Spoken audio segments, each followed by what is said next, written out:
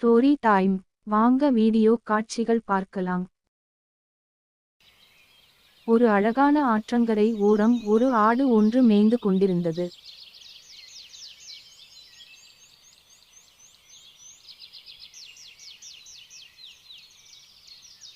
ஆற்றங்கரையின் மறுபுறத்தில் மற்றொன்று ஆடு ஒன்று மேய்ந்து கொண்டிருந்தது.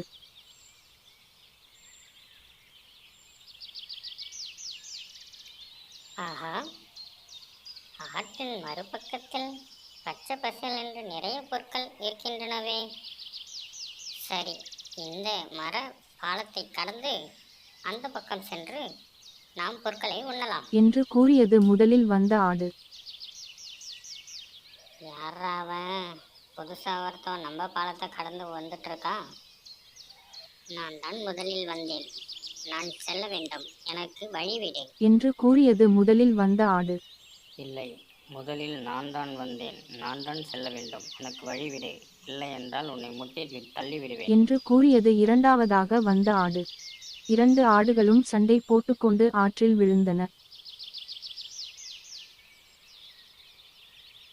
முதலில் வந்த ஆடு கற்பனையாக நினைத்து கூறியது, நாம் இருவரும் சண்டையிட்டால் ஆற்றில் மூழ்கி இறந்து விடுவோம். இதை நினைத்து பார்த்த முதல் ஆடு, நாம் சண்டை இட வேண்டாம், நீ கீழே அமர்ந்து கொள், நான் உன்னை தாண்டி செல்கிறேன். நல்ல யோசனை நண்பா, நாம் அப்படியே செய்வோம்.